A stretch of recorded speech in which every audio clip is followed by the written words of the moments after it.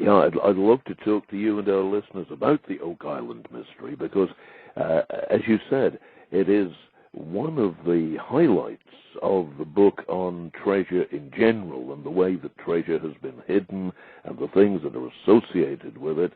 But the Oak Island mystery first took our attention a long time ago, and we went over there to Nova Scotia, where we investigated firsthand on several occasions, and we had the pleasure of meeting a lot of the other researchers who were working there, and we were just fascinated by it. Not only wondering what was really down there, but of course the great historical question of who might have put it there. So the result of our research into the Oak Island mystery began with three boys of Smith, Vaughan, and McGuinness, who were in 1795 living in Nova Scotia, and they'd been given a day off from the very hard work. If you lived in Nova Scotia in 1795, you did one of three things, and they were all hard work. You were either a fisherman, or you were a forester, or you were a farmer. And the three lads, the parents had said, okay, boys, you work hard, you help us all you can, go on, have a day off while you're still young to enjoy it. And they took their boats out to Oak Island, as it was called, because of the proliferation of oak trees on the island. And as they walked through this, what was then uninhabited island, it was about a mile long by half a mile wide, and they came across a clearing. At the side of that clearing was an oak tree, bigger than most of the others, and with one branch severed off, lopped off short, over the center of what had clearly been a shaft that someone had dug deep into the island. What fascinated the boys was that hanging on the end of this branch, which had been cut short, there was an old ship's block and tackle, as if something very heavy had been lowered down that shaft. Well, you imagine if we were teenagers in 1795, the first thought that would have come to our minds when we made this exciting discovery was pirates. Because Mahone Bay itself, just off the coast of Chester in Nova Scotia, was named after a mahone, which was a type of sailing ship which pirates tended to favor. So we could almost interpret the name of the area as Pirate Ship Bay. And again, they can get right inside these kids. They go home, they get their digging equipment, and they start moving the earth underneath this branch of the great oak tree. They get down several feet, and they hit a platform of oak logs. They realized that the soil they were taking out was very easy to move. It was just soft backfill, and it made them absolutely certain that this was an artificial shaft that someone, maybe pirates burying their treasure, had dug. It wasn't just a natural shaft. And when they examined the brick-hard walls of the shaft, they saw the marks of the picks and spades left, who knows how long before them, by whoever had dug that shaft. They took out the oak logs with some difficulty, expecting that that was where the treasure was. But there was nothing, just more of this loose backfill. But they didn't give up. They were tough young Nova Scotians, and they were heading for what they thought was a treasure that would mean no more hard work for them or their families. They cleared another 10 feet of the shaft, and they hit another platform of oak logs. Well, they managed to get them out, but all they found was more soft backfill. They said, this is more than 3 guys can handle. We're going to have to get a proper expedition organized. And it took a while to do that, but they did get an expedition organized. There were fathers, uncles, granddads, anybody who could spare a day or two off work. And this adult expedition, with horses and other equipment, managed to get down to a depth of over 100 feet. And at the 100-foot level, the men at the bottom called up the shaft, "It's getting damp. We don't like this. It's getting wet." And the guys at the top said, "You boys better come up fast in case there's problems for you down there with the water." So they came out. It was then turning dark. It was the end of the day's dig. First light in the morning, back they all came to have a look, and to their horror, the pit was 60 feet deep in water, and it was rising and falling slowly as the tide moved it. And they realized that whoever had dug that shaft and hidden something of immense value down there had also designed it so that if anybody attempted to get through it, to get down and find whatever was hidden, concealed, protected down there, they would trigger off 2 flood tunnels. Well, all through the 1800s and the 1900s, one expedition after another tried and failed and tried and failed, beaten every time by the floodwater. They discovered that the original builders of the money pit had made 2 flood tunnels from an artificial beach at Smith's Cove, part of the Oak Island coastline. And Patricia and I have, in the course of our explorations, we've actually stood on that artificial beach and marveled at the guys who made it so that their flood tunnels would not silt up with the natural sand of the beach. They'd put boulders and they'd put kind of very coarse marine grasses underneath so that they would trap any sand but let the water through. Now, a man we met there who became a great friend of ours was the great Dan Blankenship. Now, Dan was an American war hero, and at the end of World War II, he was driving a jeep full of vital ammunition across a bridge to a party of very, very tough American infantrymen on the other side of the bridge who were being pressed hard by the Germans. Dan knew that he had to get that ammunition to them, and with bullets raking through the windscreen, he was leaning over at 90 degrees and driving the jeep with one hand across that shell-shattered bridge, and he got to the men at the other side. And once they'd got their ammunition, well, that turned the battle in that area. So he was a man we were very proud to meet, and he put that same courage, determination, and devotion into looking for the Oak Island treasure at the bottom of the shaft. And his own life was in danger again. On one occasion, he had dug another shaft parallel to the one that had been investigated 200 years earlier by these 3 teenage boys. And he called his borehole 10X. And he lined it with steel tube about 2 feet across so that he could get down it and see what was underneath. And he got down 30, 40, 50 feet. And suddenly he heard the steel tubing above his head creaking as the metal failed to hold the pressure of the mud and the water that was down there. His son was working a hand-operated winch to get Dan out of there. And Dan, with that great courage and humor of his, shouted up, "Unless you want to be an orphan boy, get me up here quick." His son put everything he got into it, and Dan could hear these steel tubes, thick steel, creaking and groaning and smashing underneath him. And he said he got up with literally seconds to spare. And when we were with him, he showed us, because he then reopened the shaft, and he showed us these steel tubes that had collapsed under the pressure from the mud and water. And if you can imagine, you know the cartoons that you sometimes get of a very badly buckled wheel, so that one side is driven in and the wheel changes into banana shape? Well, what had happened to Dan's steel tubes? And if he'd been inside them, he laughed and said, "Man, I'd have been like corned beef inside there."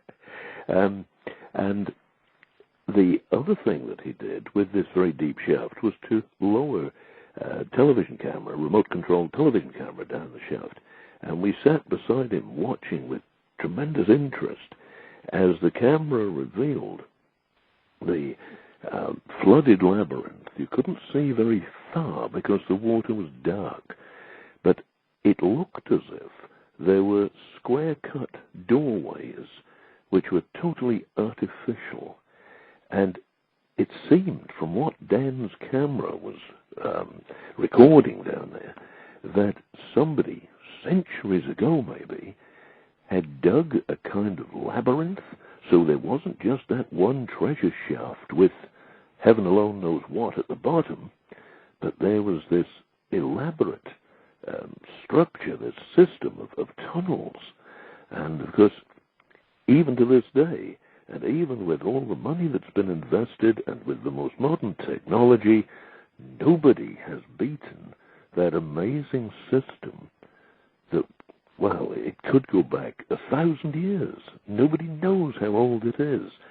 One of the theories that appeals to us, and there are many possibilities, is that when Philippe le Bel, the King of France, Philip IV as he was, attacked the Templars in 1307, it was suggested that the Templar fleet, which lay at La Rochelle, the French port, had escaped from Philip's soldiers and had gone first to the north of Scotland, where they had been befriended by the Sinclair family, and that they had gone with the Sinclairs, who were great seafaring people, long before Columbus, and had made their way, following the old Viking sea route, past Iceland and Greenland and down the Canadian coast, heading south towards what is now America, and that they had stopped off at Oak Island, and the Templars, who, if we study their fortresses out in the Middle East, like the Crac de Chevalier, which is an architectural masterpiece of military engineering, were they as good at architecture and at digging and constructing fascinating things as they were as warriors? So the possibility is that it was a party of Templars, craftsmen, and architects who dug that shaft and protected something of immense value so that their terrible enemy, Philippe le Bel, could never cross the Atlantic to get what he had perhaps attacked them for originally in 1307. And the local ingenious Canadians from around there, the people known as the Micmac Nation, they have a wonderful story in their oral tradition about a great hero who came to them over the sea, and they describe him in their legend of him as coming across the sea in a canoe as big as an island. Now that does rather sound as if a Templar ship got to Nova Scotia, and they were very friendly people, and perhaps with the help of some of the indigenous Canadians at that time, they dug the shaft. So the Oak Island mystery, and I'm so glad that you asked about it, because it's one of the most exciting treasure mysteries in the world. When we look back to the origins of the Templars and how they were situated in what was then part of the great King Solomon's stables, which the King of Jerusalem had allocated to them, they were there in the Dome of the Rock. There are so many accounts of how they dug and explored down there, and it starts to raise pictures in your mind of what was it they were looking for. Could it have been the Holy Grail? Could it have been the Ark of the Covenant? Or was it the Lance of Longinus, the great psychological weapon, the mysterious weapon, the spear? It was said that whoever held that spear could not be defeated in war. We look back at these semi-mythical semi-historical artifacts, which must have meant far more in the 12th and 13th centuries to people who hadn't got the benefit of our scientific approach to life and who knew how to ask the right questions, difficult questions. Was it something like that? Was it some very mysterious artifact, something that had an intrinsic value? And again, the Templars, when we shift across to another of our investigations at Rennes-le-Château, which is, of course, the theme of the famous Da Vinci Code book of Dan Brown's, we investigated Rennes in 1975. And again, I wanted the information for my students for the mysteries course.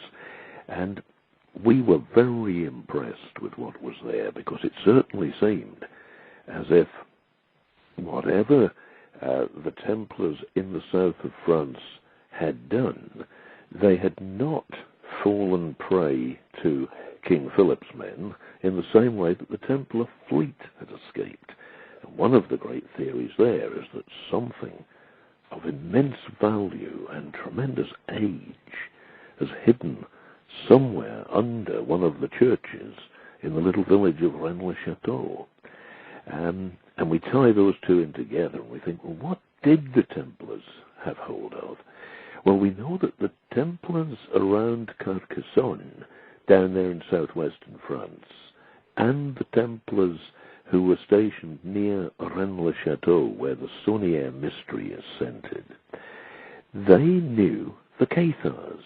Now, the Cathars were a very strange and mysterious sect.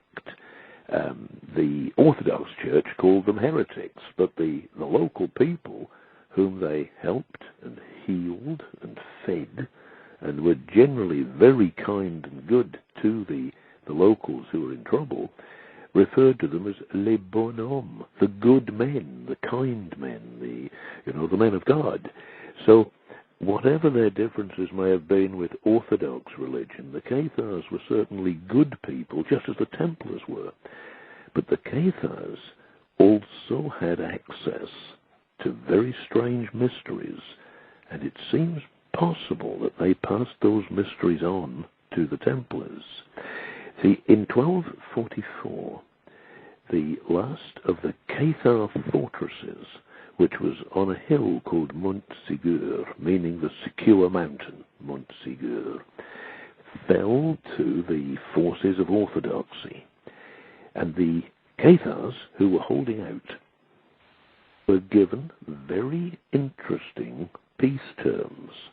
They were told that if they let the besieging army in, they would be allowed to go, nobody would be killed, but they must touch nothing, and they must take nothing with them. They just had to open the gates and file out and leave their fortress open to be ransacked and searched by the forces of Orthodox religion. Now, despite those very generous peace terms, the Cathars decided they would rather die than surrender, because that was the alternative. They were told that if they didn't surrender on those terms, then they would all be massacred. Women, children, everyone. 4 Cathar mountaineers left the fortress under cover of darkness and escaped carrying something which they described as only the treasures of our faith. And everyone in that fortress at Montségur, when it fell, was massacred, and the women, the children, the last of the defenders were burnt alive in a terrible mass burning in 1244, and the monument to them still stands today, of the innocent Cathars who were executed because they would not surrender whatever it was that those mountaineers escaped with. What on earth could it have been that meant more than the lives of the entire garrison, and those men escaped with it? What was it? Where did they hide it? Well, I guess that's one of the unsolved, unrecovered treasure mysteries. that the Templars may have known what it was, and it's even possible that the Templars took it from wherever the Cathars had hidden it and buried it somewhere in the village of Rennes-le-Château.